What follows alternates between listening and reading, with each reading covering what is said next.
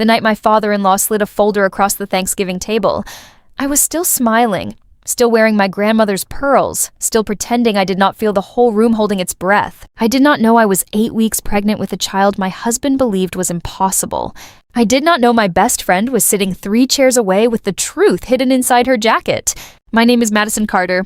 I married Ethan Whitfield at 30, believing love could survive anything. His parents never accepted me. From our first Easter dinner, his mother Margaret asked when we would give them grandchildren. By our first anniversary, it became relentless. Comments about legacy, forwarded fertility articles, dinners planned without me. When I was diagnosed with PCOS, Ethan held me and said it did not matter. That same week, I overheard him whisper to his father, "I don't know yet, Dad." I told myself it meant nothing. For 2 years, his father Richard blamed me openly, even in front of relatives, saying he hoped Ethan would make a decision before it was too late. Ethan never once defended me. My only comfort was my mother Diane, and my best friend Natalie, a family law paralegal who kept gently reminding me to know my rights. I always told her she was overreacting. I was wrong. Then came the Thanksgiving that changed everything. 22 guests, Richard's private club, oil paintings on the walls. After dinner, Richard stood, gave a speech about legacy and hard decisions, then slid a notarized divorce folder across the table to me. The room went dead silent, the kind of silence that told me everyone already knew. I looked at Ethan. He stared into his wine glass and said nothing. I opened the folder and read every line slowly. Then Margaret brought in a young woman named Brianna, wearing pearl earrings I instantly recognized as the family heirlooms Margaret once promised to me. She had already given them away, just not to me. Without a word, I picked up the pen and signed every page. I told Ethan he could have simply talked to me, that it was all I ever wanted. He said nothing. I pushed back my chair to leave. That is when Natalie stood up. She pulled a small brown envelope from her jacket and slid it toward Richard. "Open it," she said. Inside were 2 documents. The first was a medical record proving Ethan had a vasectomy 4 years before we even met. He never told me, not once, through 2 years of his family blaming my body for something his own choice had made impossible. The second was my positive pregnancy test, confirmed by blood work 11 days earlier.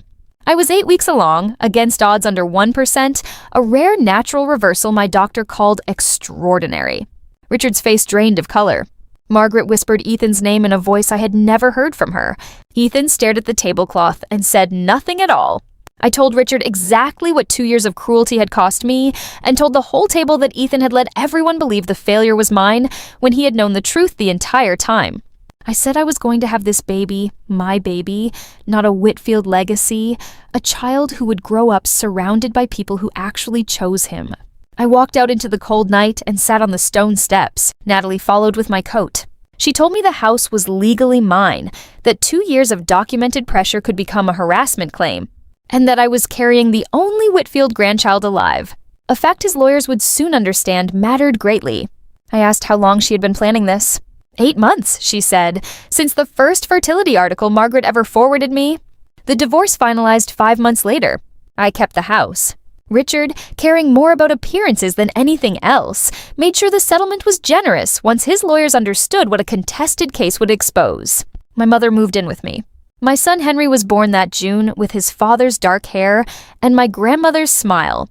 Natalie and my mother argued through the whole delivery about whether to leave the television on, and I loved them both completely. I later heard Brianna left by December, that Richard lost several longtime business partners, and that Margaret started seeing a therapist every week. Ethan moved away, and I never asked for details. I do not carry anger anymore because anger takes space I need for my son. One Sunday morning, watching Henry stack blocks on our living room floor, my mother asked if I knew what I had really done that night. I never ran, she said. I read every page, signed my name, and only then said what needed saying. That is what made it proper, she told me. I was terrified the whole time, I admitted. That is exactly what made it brave, she said. Outside, the city was gray and cold, but our apartment was warm, filled with the smell of soup my mother made every Sunday. I sat there with my son and understood clearly that I was building something real, not on a foundation someone else had laid for me, but on ground I had chosen for myself. Even on the nights it still shook, it was enough. It was more than enough.